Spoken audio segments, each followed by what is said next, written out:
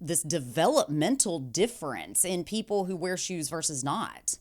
So when we're young, right? So our foot, when we start walking, 1.5, really to about 7, our bones of our feet, I always tell people, are like Velveeta cheese, right? There's form there, but not a lot of substance.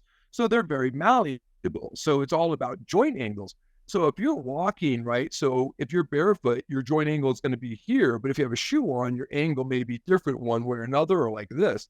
So Mhm. our foot and these angles, especially within the arch, all develop differently when we're in a shoe. And then they solidify into that new angle. And when you're barefoot, they solidify in a different angle, right? And so those changes are what happens when we're young. Well, once it's fixed, it's fixed. You can't go back. And it's all based on, just like we know that shoes will create, the binding of the foot that holds the foot differently. And so we from Chinese cultures know that binding of the foot can change the foot dramatically. Well, that's all the shoes do to our feet. And that mild binding, that subtle differences is what makes the joints change. Kind of going back to bunions, like most bunions, the bunions that are proper, well, I shouldn't say bunions that a lot of people get start when they're young. And it's the same thing.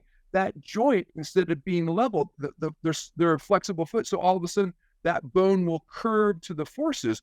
So they may have an aligned joint, but it's crooked aligned joint, right? But Mhm. it's Mhm. because when they were walking and they're young, the bone was bending to that pressure and it just adapted to that. So they may have this big toe that shoots over, but the joint's perfectly aligned. Would you fiddle with that? Heck no. Mhm. I'm messing with a perfectly normal joint. It's just crooked from this adaptation of age.